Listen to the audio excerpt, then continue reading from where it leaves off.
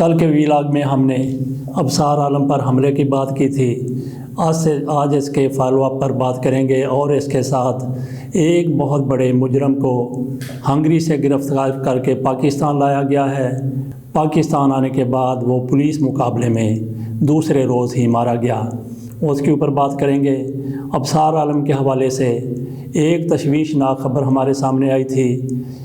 इस हमले की जितनी मजम्मत की जाए उतनी कम है। अबसार आलम एक बड़े नामवर सहाफ़ी हैं। उनको वाक़ के दौरान कल पिछले टाइम अफ्तारी से कुछ देर कबल हमला करके जान से मारने की कोशिश की गई। उनके पेट में गोली लगी। नामालूम शख्स था, उसकी तलाश जारी है, लेकिन अभी तक कुछ पता नहीं चल सका कि वो कौन था। इस हवाले से दो राय सामने आ रही हैं। एक तबका कह रहा है कि अबसार आलम पर ISI ने हमला करवाया है, अदारों ने हमला करवाया है। दूसरा तबका ये कहता है कि अबसार आलम पर जो हमला हुआ है ये ड्रामेबाजी है, बिल्कुल उस तरह की ड्रामेबाजी जिस तरह की हामिद मीर साहब ने ड्रामेबाजी की थी।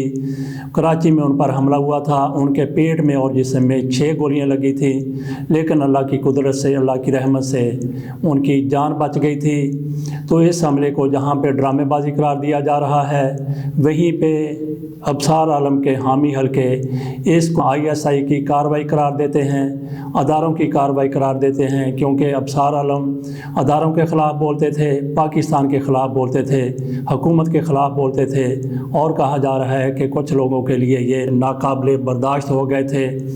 इस हवाले से जहां इसको हामिद मीर 2 हमला भी करार दिया जा रहा है इनके हामियों की तरफ से। तो बहरहाल कुछ लोगों की तोपों का रुख हुकूमत की तरफ हो गया है, ISI की तरफ हो गया है, अदारों की तरफ हो गया है। वो कौन लोग हैं? यकीनी तौर पर वही लोग हैं जिनका बयानिया फ़ौज के ख़िलाफ़ है और जो भारत की ज़ुबान बोलते हैं। इस हवाले से मियां नवाज शरीफ की तरफ से भी एक ट्वीट में शदीद मज़म्मत की गई है और उनकी तरफ से भी अदारों की तरफ इशारा किया गया है। उनके कहने के साथ ही मरियम नवाज शरीफ ने भी अदारों की तरफ उंगलियां उठाना शुरू कर दी हैं। मियां नवाज शरीफ की तरफ से कहा गया है कि अबसार आलम पर कातलाना हमला बहुत सारे सवालात को जन्म दे रहा है।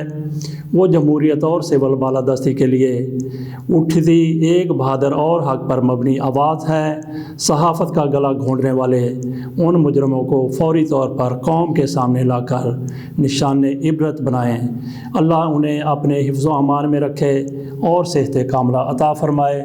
मियां नवाज शरीफ के दुआ के आखिरी हिस्से में हम भी आमीन कहते हैं कि अबसार आलम को अल्लाह ताला सेहत की नेमत से सरफराज फरमाए और जितना जल्द मुमकिन हो सके अल्लाह ताला उनको सेहत याब कर दे। तो यहाँ पे ये भी देखने की बात है कि अबसार आलम पर हमला अदारों ने क्यों करवाया है। हमने कल भी बात की थी कि अबसार आलम से अदारों के ख़िलाफ़ बहुत ज़्यादा बोलने वाले लोग मौजूद हैं। उनमें एक हामिद मीर भी हैं जिन्होंने आज भी अबसार आलम की हमायत करते हुए अदारों पर उसी तरह तनकीद की है जिस तरह मियां नवाज शरीफ तनकीद कर रहे हैं। और उनकी बेटी मरियम नवाज शरीफ साहिबा वो अपने अब्बा जी के ट्वीट को बार बार दोहरा रही हैं, दूसरों तक पहुँचा रही हैं। तो ये भी देखने की बात है कि अबसार आलम पर जिस तरह कहा जा रहा है कि अदारों ने हमला करवाया होगा, ISI ने हमला करवाया होगा, इसके साथ साथ ये भी याद रखने की बात है कि वो अदारों के ख़िलाफ़ बोलते रहे हैं और हमला किसी और तरफ से भी हो सकता है। वो सिर्फ़ अदारोों के ख़िलाफ़ ही नहीं और लोगों का भी मुज़हिका उड़ाते रहे हैं। इस हवाले से जिस वक्त उन पर हमला किया गया उससे सिर्फ़ 3-4 घंटे पहले की उनकी एक ट्वीट भी सामने आई जिसमें उन्होंने जिस तरह की बात की, इशारे उधर भी जा सकते हैं, हमला उस तरफ से भी हो सकता है या इसी तरह की ऐसी कुव्वतों की तरफ से हो सकता है। अबसार आलम का वो मुज़हिका खेज़ किस्म का ट्वीट मुलाहिज़ा कीजिए जिसकी बिना पर हो सकता है कि उन्हें टारगेट किया गया हो। चलो भाई, इस्टेब्लिशमेंटी एंकरों आज की ड्यूटी है कि कल आपने जिनको व्हाट्सएप पर स्क्रीन शॉट के ज़रिए इंडियन, इसराइली, अमरीकी और रा का एजेंट साबित किया था, आज उनको सच्चे पक्के मुहिब्बे वतन साबित करना है। चलो शुरू हो जाओ, शाबाश शाबाश। और हाँ, AV नवाज शरीफ से पा दो। ये इस तरह का उन्होंने जो मजाक उड़ाया है تحریک لبیک کا انہوں نے مذاق اڑانے کی کوشش کی ہے، جو ناموس رسالت کے لیے کسی بھی حد تک چلے جاتے ہیں، اور اس حوالے سے وہ کسی قسم کا مذاق برداشت نہیں کرتے، اور جب وہ کوئی کارروائی کرتے ہیں تو چھپ کر بھی نہیں کرتے۔ تو ابصار عالم کو دیکھنا چاہیے، اپنی اداؤں پر غور کرنا چاہیے کہ یہ جن لوگوں کے بارے میں، جن حلقوں کے بارے میں، جن طبقوں کے بارے میں اس طرح کی زبان درازی کرتے رہے ہیں، کہیں ان کے انتقام کا نشانہ تو نہیں بن گئے۔ اس ویڈیو کے دوسرے حصے میں ہم بات کریں گے ایک مجرم کو، ایک بہت بڑے ملزم کو پاکستان کی پولیس نے، بلکہ پنجاب اور گوجرانوالہ کی پولیس نے ہنگری سے گرفتار کیا۔ اس کو پاکستان لانے کی ہر ممکن کوشش کی گئی۔ یہ بندہ گوجرانوالہ میں کئی وارداتیں کر کے 6 سال قبل پاکستان سے فرار ہو گیا تھا۔ اس کو بڑے بڑے سیاستدانوں کی پشت پناہی حاصل تھی۔ اس پر قتل، اغوا، بھتہ خوری اور تاوان کے کئی کیسز تھے۔ پولیس نے اس کو پاکستان لانے کی پوری کوشش کی۔ آج سے 4 سال قبل پنجاب پولیس ہنگری پہنچ گئی۔ بوسنیا اور ہنگری کے بارڈر پر اس کو گرفتار کر لیا گیا، لیکن پاکستان لانے کے لیے ہنگری کی عدالت سے رجوع کیا گیا۔ 4 سال تک پاکستان پولیس، جس کا تعلق گوجرانوالہ سے ہے، اس نے پوری کوشش کی عاطف عرف عاطی کو پاکستان لانے کے لیے۔ بالآخر 4 سال کے بعد پولیس عاطف عرف عاطی کو پاکستان لانے میں کامیاب ہو گئی۔ اس کو لاہور لایا گیا۔ لاہور سے اس کو گوجرانوالہ پولیس کے حوالے کر دیا گیا۔ گوجرانوالہ پولیس نے 1 رات کے بعد اس کو مقابلے میں ہلاک کر دیا۔ کہا جا رہا ہے، جو عموماً پولیس کی طرف سے کہا جاتا ہے، کہ اس کو دوسرے لوگوں کی نشاندہی کے لیے لے جایا جا رہا تھا، کہ اس کے ساتھیوں نے اس پر حملہ کر کے اسے ہلاک کر دیا۔ عاطف عرف عاطی لاہوریہ اسی طرح کا ایک اور کردار بھی 10-12 سال پہلے منظر عام پر آیا تھا، اور اس کا بھی یہی انجام ہوا تھا جو آج عاطف عرف عاطی کا ہوا ہے۔ اس کا نام ننو گرایا تھا۔ اس کی بھی سیاستدان اور بڑے بڑے لوگ پشت پناہی کرتے تھے۔ بہت بڑا مافیا تھا۔ وہاں پہ جب ذوالفقار چیمہ RPO بن کے تعینات ہوئے تو اس طرح کے ڈاکو، بھتہ خور، قبضہ مافیا اور کرائے کے قاتل اپنے علاقوں سے بھاگ کھڑے ہوئے۔ یہ بھی ان میں ایک تھا۔ اس نے ملائیشیا میں جا کے پناہ لے لی، لیکن ذوالفقار چیمہ نے پوری کوشش کر کے اس کو پاکستان لے آئے۔ انہوں نے اس کے ساتھ دوستی گانٹھ لی اور ان کو اعتماد میں لے کے پاکستان آنے پر قائل کر لیا۔ ننو گرایا جو ہی پاکستان پہنچا، اس کو پولیس نے گرفتار کر کے اس سے انویسٹیگیشن کی، بہت کچھ اس سے اگلوا لیا۔ گوجرانوالہ میں جب لوگوں کو پتہ چلا کہ ننو گرایا گرفتار ہو گیا ہے تو شہر میں ایک سراسیمگی پھیل گئی، لیکن جیسے ہی ننو گرایا کو مقابلے میں ہلاک کر دیا گیا تو لوگوں نے پولیس کی جیپ پر گول پاشی کی، پولیس کا بھرپور طریقے سے استقبال کیا۔ ننو گرایا کو بھی بالکل سیاستدانوں کی پشت پناہی حاصل تھی۔ نہ صرف سیاستدانوں کی، بلکہ ایک لاہور ہائی کورٹ کے جج بلال خان بھی ان کے پشت پناہ تھے۔ ننو گرایا کی گرفتاری اور اس کے قتل کے بعد ذوالفقار چیمہ RPO نے لاہور ہائی کورٹ میں جو رپورٹ جمع کروائی، اس میں انہوں نے کہا کہ بلال خان کورٹ وہ اس کے پشت پناہ ہیں۔ ان کے خلاف حکومت کی طرف سے کارروائی کے بارے میں سوچا جا رہا تھا کہ جسٹس افتخار محمد چودھری نے بلال خان کے خلاف سپریم جوڈیشل کونسل میں ریفرنس دائر کر دیا۔ بلال خان اسلام آباد ہائی کورٹ کے چیف جسٹس بھی رہے، لاہور ہائی کورٹ کے جج تھے۔ سپریم کورٹ کے ایک فیصلے کے تحت جب اسلام آباد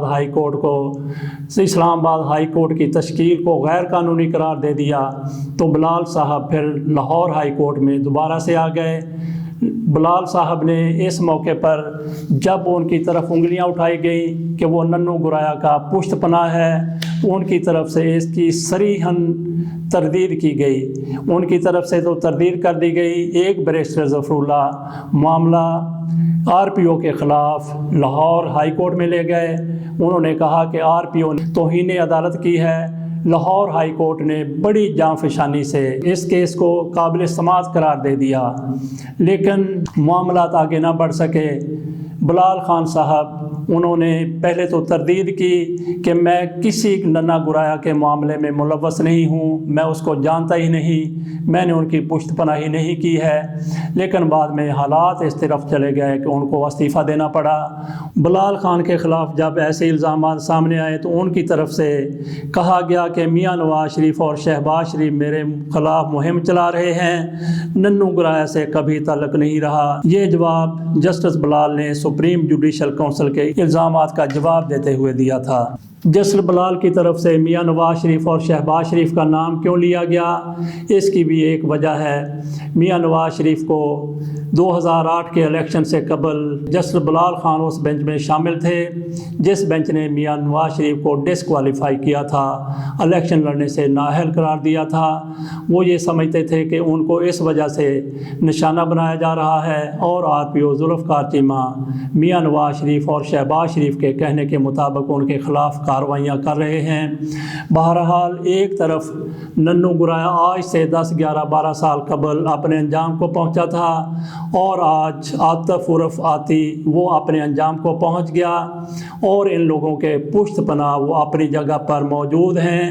یہ بالکل چھوٹے چھوٹے ڈاکو ہیں، ان کی حیثیت کیڑوں مکوڑوں سے زیادہ نہیں ہے، لیکن ان کے پیچھے جو ہیں جو مگرمچھ ہیں، جو بڑے بڑے سانپ ہیں، ان کو کچلنے کی ضرورت ہے۔ وہ کون ہیں؟ ان کے بارے میں کوئی بھی ایسا شخص نہیں ہے جو ان کو نہ جانتا ہو۔ یہ کون لوگ ہیں؟ اس دور میں جسٹس بلال خان تھا، آج کے دور میں کئی اور ایسے بلال خان ہو سکتے ہیں۔ آج کے دور میں ان لوگوں کی پشت پناہی آصف علی زرداری جیسے لوگ کرتے ہیں، میاں نواز شریف جیسے لوگ کرتے ہیں، حمزہ شہباز شریف جیسے لوگ کرتے ہیں، شہباز شریف جیسے لوگ کرتے ہیں، خورشید شاہ جیسے لوگ کرتے ہیں۔ جو آج حکومت میں جو لوگ موجود ہیں ان میں سے بھی کئی ہوں گے جو ایسے لوگوں کی پشت پناہی کرتے ہیں۔ پاکستان سے ایسے مافیا کو ختم کرنا ہے، ان کا جڑوں سے کلا کما کرنا ہے، تو ان ڈاکوؤں کی بجائے ان کے پشت پناہوں کو جو ان کو پناہ دیتے ہیں، جن کے لیے یہ لوگ کام کرتے ہیں، ان کا خاتمہ کرنا ہوگا، ان کے گریباں تک ہاتھ پہنچانا ہوگا۔ یہ کس میں ہمت ہے؟ یہ میرا خیال ہے کہ سر دست کسی میں ہمت اب تک نظر نہیں آتی، کیونکہ جن لوگوں کا ہاتھ ان کے گریبان تک جانا ہے ان کے گریبان بھی پکڑنے کے متقاضی ہیں، وہ خود بھی ایسے ہی کاموں میں ملوث ہیں۔ دیکھتے ہیں عمران خان کس طرح سے ایسے مافیا کا کلا کما کرتے ہیں، ایسے مافیا کو قابو کرتے ہیں، کنٹرول کرتے ہیں۔ بہرحال عمران خان کے ساتھیوں میں بھی ایسے کئی مافیاز موجود ہیں۔ عمران خان کو پہلے ان پر ہاتھ ڈالنا ہوگا اور اس کے بعد بڑے بڑے مافیاز خود بخود سخت گرفت میں آتے چلے جائیں گے۔ آج ہم یہیں پہ بات ختم کرتے ہیں، کل انشاءاللہ تعالیٰ نئے ویلاگ کے ساتھ پھر آپ کے پاس حاضر ہوں گے۔ اس وقت تک اجازت دیجیے۔ اللہ حافظ۔ خدا پاکستان کا حامی و ناصر ہو۔